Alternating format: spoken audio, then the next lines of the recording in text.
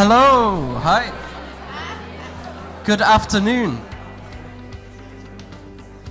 Thank you for joining us for our afternoon session. We are doing the Media Plan Live Showcase. Yes, indeed.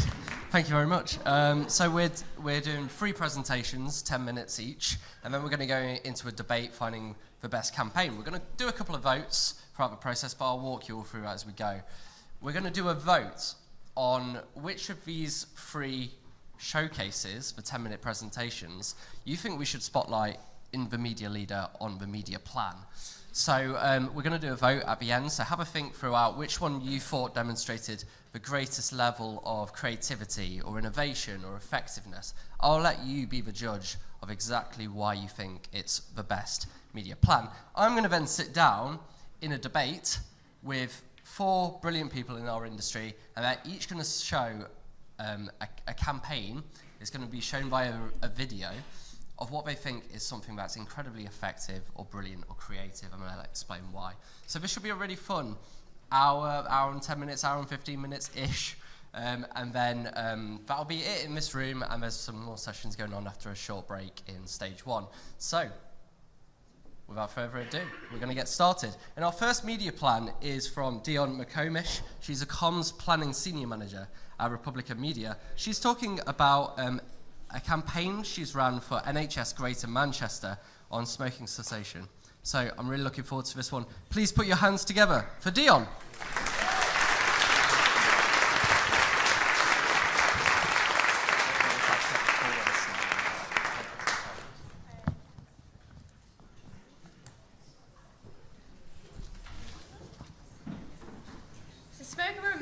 The biggest lifestyle-related cause of preventable deaths in the UK, with over 75,000 deaths annually. And to put that into perspective, that would fill the full capacity of Old Trafford Stadium. And it's the same in Greater Manchester, with smoking prevalence sat at 15% of the population, which is equivalent to almost 435,000 adults across our region. But everyone knows that smoking is bad for you, right? The government and charities have spent hundreds and thousands of pounds telling us so, and making it seemingly harder and less appealing for new smokers to start. So why are smoking prevalence numbers not much lower? So that was the task in hand, to reduce smoking prevalence across Greater Manchester. So working with NHS Greater Manchester on their latest iteration of the smoking cessation campaign, Make Smoking History. And like all effective campaigns, it started with an insight. And thankfully, the NHS are a client that understand the value of pre-campaign research to fill in the knowledge gaps. And led by fellow creative and research agencies, Dinosaur and Brand Edge, their research told us that many more hardened smokers, which was the core focus of this campaign, knew that smoking would potentially contribute to a premature death, and they had seen all the campaigns telling them so. And then we also knew the stark fact that 2 in 3 smokers will die too soon unless they quit.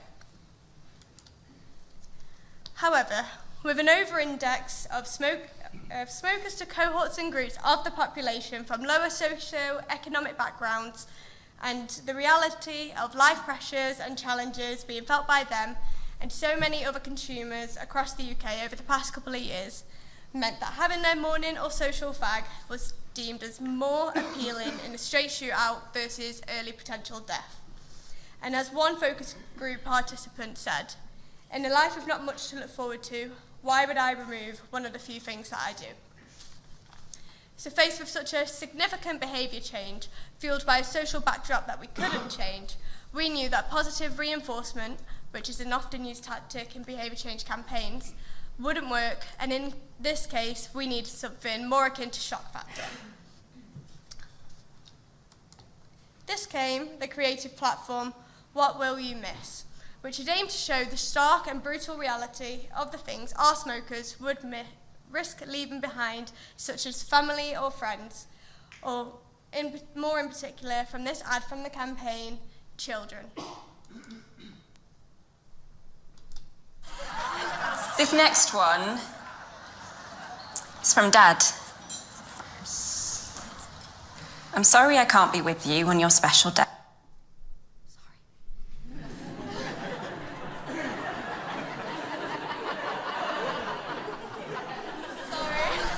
This next one is from Dad.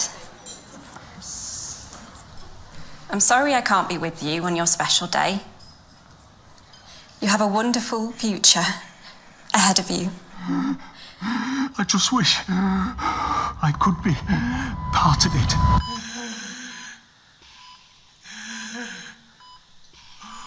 Download the Smoke-Free app and get the help you need to quit. So, with a compelling creative platform to work from, we devised a three-pronged media strategy using the renowned behaviour change framework by Prochaska, designed to deliver across the full spectrum of steps that people need to go through to change their behaviour. Stage one was inform.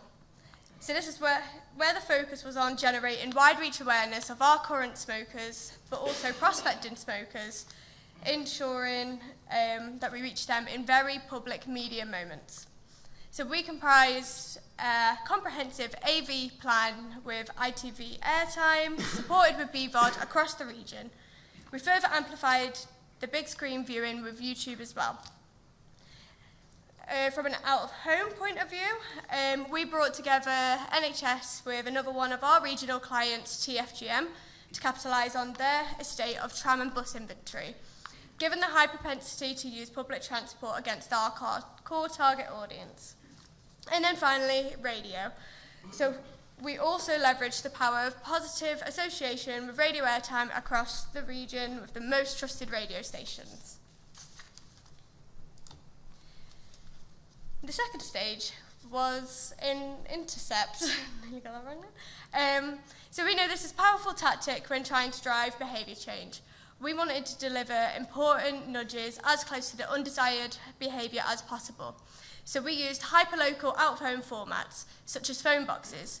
And these were located outside local convenience stores where we knew that our smokers were buying their cigarettes from. But then we also built upon this and brought it online. So we used Sakana data to capture in real time those spending on cigarettes and intercepted them with online display ads. But this stage of the framework also gave us the opportunity to be a bit more agile and focus on capitalise on contextual moments that would reach our audience at scale. So we used the Manchester Derby Day did this perfectly for us. So working closely with our partner agencies and using a bit of slush fund that we set aside for all the contextual activity that we wanted to do, we used digital ad vans targeting around the city centre and also Etihad Stadium to capture our audience in a prime opportunity to intercept them when they're with the people that mean most to them, something we believe many would most definitely miss. And then our final stage of the strategy was influence. So this was created off the insight that we know a large proportion of our audience are not heavy online users, and influencers in their lives are more likely to be their friends and family. So we used ambient formats where we could capitalise on the moments where they'll be having conversations with their friends and family, with the likes of beer mats. We focused on Greater Manchester's most socially deprived postcodes and got the kind of local pubs within there with the beer mats. But also we used pharmacy bags as well, so we can give that extra nudge when they needed it the most and when they may be thinking more about their health. So this fundamentally hard-hitting, but at times subtle and tactical campaign delivered breathtaking results. In the post-campaign research, we found that 90% of respondents said that they would take action as a result of seeing the campaign. We made 1 in 4 stop and realise what they would really miss out on if they sustained the smoking habits. And the campaign also generated immediate action through driving users to the Smoke-Free app, a key call to action to help smokers start their quitting journey. And also, whilst I guess we can't directly contribute it back to our campaign, we know we made a great impact on this, but smoking prevalence is now sitting around 12.5% across Greater Manchester. So in the end, this campaign wasn't about telling people what they already knew, that smoking kills. It was about breaking through the barriers of habit, hardship, and resignation. By combining a creative idea with an emotional punch and a media strategy rooted in the real lives of the Greater Manchester's hardest to reach smokers, we successfully made them stop, think and feel. And that's the essence of effective behaviour change, moving from awareness to action and from statistics to real lives saved.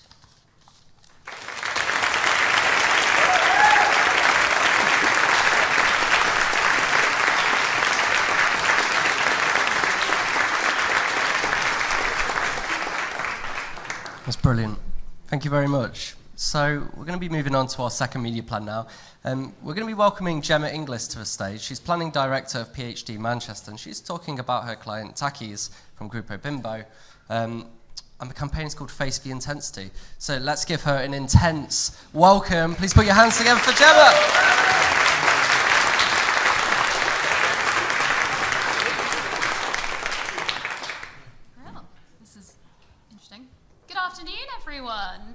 So I'm very excited to be here today to talk you through our Takis Face the Intensity campaign. So first things first, apologies, bit of audience participation, it's post-lunch. Hands up if you've heard of Takis. Oh, okay, right. Well, we anticipated slightly less in rehearsal, so just stick with me. But for those that haven't, a brief overview of Takis. So Takis are a Mexican-based snack brand. They're known for their distinctive rolled tortilla-style crisp and their really intense flavors and colors, as you can see here.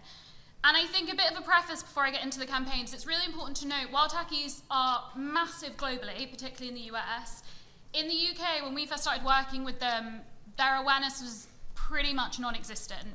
In fact, the only real touch point anyone had who knew of Takis was a very underground social media trend called the Takis Challenge. And to bring a bit of colour to what these slightly strange pictures are, is basically the Takis Challenge involved people covering pickles in tagine seasoning, ramming them full of Takis, wrapping them in a fruit roll-up, which is a winder for people in the UK, and basically eating it. I can assure you, it looks grim, it weirdly works, don't ask me how, like, if you want, we can send some over to you guys afterwards if you want, but take my word for it. But I think it's really important to note that this was the only foothold we had in the UK sort of collective awareness. So we were very much starting our journey with Takis as a brand with them being a real underdog in the category. So our brief was really clear. We had to launch Takis and really land their Face the Intensity platform. Yeah, you can guess where the story's going. So we really need to focus on making sure we were driving not only awareness, but consideration, and importantly for the client, making sure that that was converting to purchases. But for those of you that can read the screen, we had one or two challenges to combat first. So, like I said, bar a pretty niche social media trend, no one knew who we were in the UK. Secondly, our budget was quite modest, shall we say, especially when we're talking about a category where brands are spending tens of millions of pounds per campaign. And then thirdly, not only did we not have a UK creative agency, we didn't have any usable UK creative assets. And then, just because you thought that's not enough, 3 weeks before the campaign was supposed to go live, a major US global snack brand competitor launched in the UK to the tune of about an £18 million budget. So, you know, it's keeping us on our toes. But a challenger brand needs a challenger mentality, and I'm really proud to say that at PhD, that is our sweet spot. Like, we help our clients and our brands outthink, outpace, and outgrow the competition. And in this instance for Takis, it meant taking what not only us, but I think based on that reaction, everyone in the room perceived as pretty big challenges and turning them into opportunities. So how did we do this? So first things first, we doubled down on where we knew we already had some semblance of awareness, which was with Gen Zers. As I'm sure everyone in this room knows, Gen Zs lived their lives online, and we identified 3 key passion points for them, which was streaming, gaming, and social media. And these insights really shaped the foundation of our media plan. Secondly, rather than competing on budget, we focused on what made us different and really lent into Takis' DNA as being seen as a social-first challenger brand. We really doubled down in knowing that in these online communities, not only could we deliver reach, but really authentic conversations with this audience and really build on their appetite for these bold shared experiences. Therefore, as I've mentioned with Gen Zs, we prioritise partners and formats that could really bring to life that shareability, that personalisation, and that gamification. And then we took it one step further, and we did something quite brave in that we put the brand in the hands of our fans, and we made the people that were already talking about and celebrating Takis our brand ambassadors, which meant that we were giving them the creative freedom to create content that not only felt organic to them and their followers, but also organic to the platforms that we were using. So what did this look like in real life? This meant embracing high impact and engaging formats such as branded lenses and effects that could really bring the intensity of the brand to life. And we also partnered with TikTok in a category first to deliver their branded mission. And what this was is it meant that we could hand select creators on the platform that we already knew were engaging with the brand and encourage them, in a harken back to our sort of brand roots in the UK, create their own Takis challenge and then encourage their fans and followers to take part, which resulted in a real sort of guerrilla style takeover of the platform. As you can see, we're pretty proud of it. It embodied everything we could hope to achieve. It was exciting, it was fresh, it was something new for the brand, and it was something that creators were excited to take part in. We took something that was conventionally seen as, a real blocker, having no creative assets or an agency, and we flipped it on its head to create a massive opportunity that allowed us to play to the strengths of the brand. And it was content that didn't just advertise the brand, it lived it. And most importantly, it meant that we were showing up in a way that not only felt authentic and relatable to the Gen Z audience that we were talking to, but most importantly, it meant we stood out versus our polished competitors, shall I say, that were dropping, tens of millions of pounds. So, did it work? Spoiler alert, I probably wouldn't be here if it didn't. But I think it's surpassed, even our wildest dreams, because obviously there was a lot of innovation and newness in this. We smashed every sort of media benchmark in terms of awareness, engagement, shareability, but most importantly, it drove real commercial impact for the client, and you can see here it resulted in a 66% increase in purchase intent. And very proud to say that we won a couple of awards along the way as well, which obviously no client is sad about. So ultimately, the important bit is, why did it work? So number one, it was because we fundamentally understood not just our client and their needs, but the brand and the audience that we were speaking to. We were able to take this and achieve cut-through by turning all of those perceived challenges into opportunities and playing to the strength of the brand through that. And then finally, we created a campaign that didn't just out-deliver against media conventional KPIs, but it was entertaining and translated into a clear commercial success for the client. And thank you very much. That's it.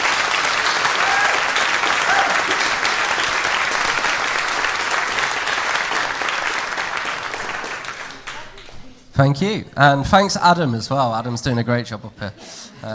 Just shining the spotlight on you, don't worry. Cool. So we've got one more showcase. And the person delivering that showcase is Jenny O'Sullivan. She's a digital partner at WPP Media. How many P's did I say there? WPP Media. And the client is Pentland Brands. So please put your hands together for Jenny.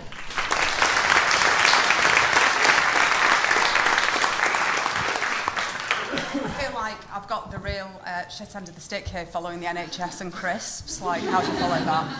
But I'm going to talk to you about our brand Pentland and how we cheated scale by hacking fandom. So who are Pentland? They're a long-standing client of ours. You may not know them as Pentland, but they have a load of fashion and sports brands, Speedo, Kickers, Mitre, etc. I think the key here is that individually each brand really excels, but it's the collective power and the sum of the parts that creates massive opportunities. With those opportunities, however, comes challenges. They don't have loads of budget per brand, and so we really had to meet the challenge head on and reach our discrete audiences in a really meaningful way with not a load of money. So to pull it back slightly, some of our competitors, Nike, Adidas, the North Face, let's just use them as the examples, they spend on average 68.5 million a year in the UK, much more than we do. And therefore, we really needed to stand out. It's more like David and Goliath, if you like. I think the key thing here is that Nike and Adidas are massive brands, but they cover loads of sports, whereas our brands are individual specialists within those sports, so it's really hard for us to cut through. And no Pentland deck happens without having a picture of Liam. How do you follow Liam? You don't, but you learn from it. And what we learned from this campaign is that punching above our weight, excessive share of voice, having earned media behind us and word of mouth really works. So with the Liam Icons campaign, which thankfully was signed, sealed and delivered before Oasis announced their reunion, thank God. What that really taught us was that getting into that cultural zeitgeist moment was key. It just proved that building and associating ourselves with really meaningful things, whether it's celebs or whatever, works for our brands. So we needed to build from that. So along came TNT. With a partnership opportunity for us, which was just too good to be true, thankfully. TNT are big sports channels. They reach about 7 million people per month on their TV channels, but the cumulative reach across all of their platforms, whether it's social, YouTube, TV, whatever, is over 40 million. So there was a real opportunity here for us to reach our audiences and really, really cut through. It did mean that the client needed to be brave and trust the process. The client has never been on TV before, and we didn't have a load of assets, but TNT had the solution, which was great. So we moved. I guess the luxury that we have at WPP is that we have a load of data and we have amazing business science teams. And so we know that partnerships work really hard for our clients. Across all of our studies, the right partnership and the right sponsorship is more effective than TV and actually all media. So we knew that it was the right thing to do, and we had the data to prove to the client that it was going to work. So the strategy was pretty simple, if I'm going to be honest. Because TNT have got the rights to really good sports matches and events, we were able to align our brands to those sporting events. Happily, it came, I think we started in April, and that was coming towards the end of the Premier League, some finals, Champions League final, Europa final, there was some cycling events, so it was quite a busy period of time, which meant that we really got some eyeballs.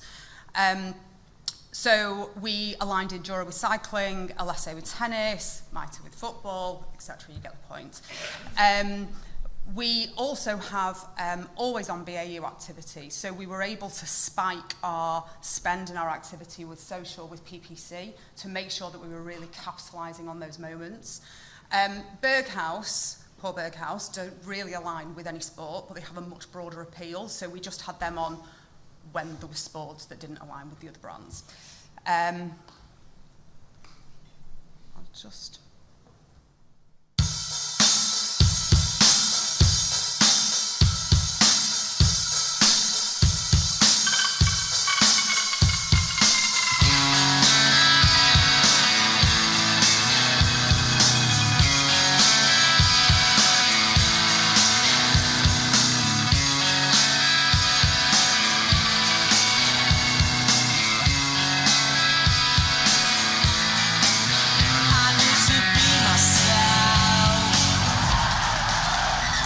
TNT Sports, powered by Canterbury.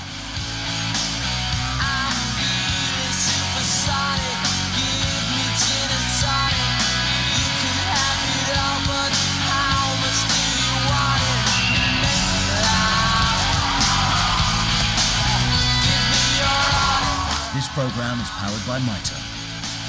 Can I ride with you in your BMW? You can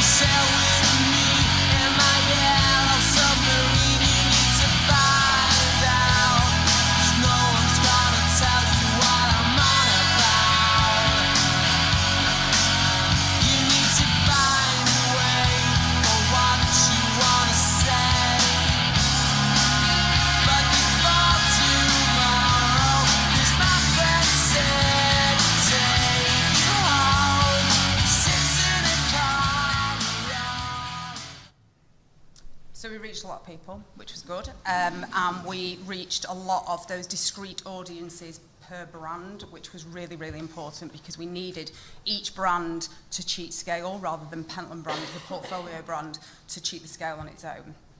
Oh, I don't know that again. So, happily it worked. Immediately, so if you look at the red line, that is site traffic, and the blue bars are impacts on TV.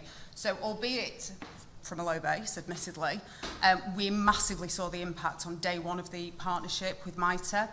So, traffic spiked by 2,865%, which is pretty impressive. And the Europa League final was actually the most watched final ever on TNT. So we managed to cheat scale even more and really hack into that. We don't want to talk about the Europa final though, given that United lost, so we'll move on.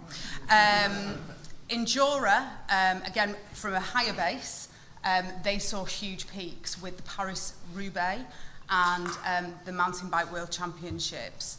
And actually, the Monday after the Roubaix, I think the Roubaix was on over the weekend, after the Roubaix was on, we got an email from Noah, who's the SVP of Endura, who was delighted.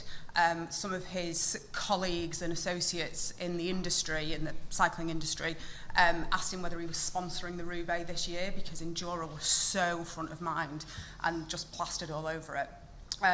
They saw their AOV rocket to the highest levels in 6 months. So they got more site traffic, they got more sales, and they got more a higher AOV, which ultimately is every brand's strategy. So commercially it worked, which was amazing. And from a brand perspective, it also worked. So I think the key takeout on this one is MITRE saw an increase in brand advocacy of 121%, which was incredible given that MITRE don't do a lot of advertising. You don't really see them anywhere. Big heritage brand, people love them who play football, but you know they're not punching with Nike and Adidas. So that worked, so that was great. And the client was really happy, which makes me happy. He said the partnership with TNT was opportunistic and reactive and bloody brilliant. So yeah, it worked. Thank you.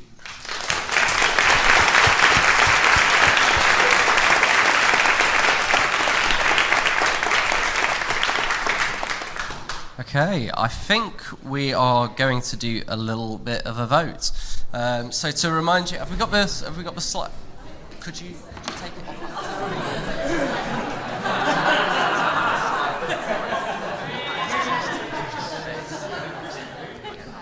So I thought I was going to do a big reveal. I'm afraid we're going to be viewing it in real time. A little bit scary, isn't it? Do join on. This is which media plan you would like to see spotlighted in the media leader, and this can be for any reason, whether it's incredibly effective, incredibly creative, drove fantastic results, or if you think it has important implications for the future of media.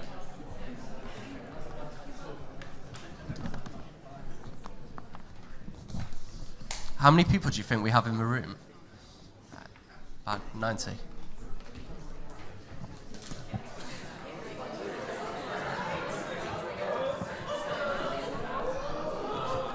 It's really close.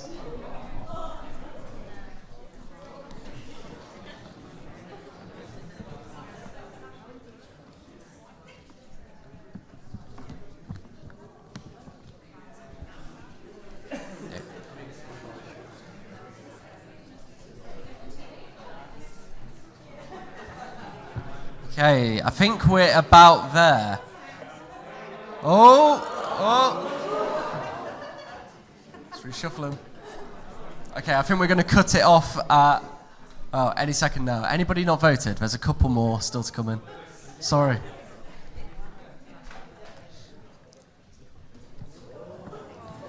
There's actually quite a lot of people in this room, isn't there? I feel like some people are texting their mates and going, can you just vote for...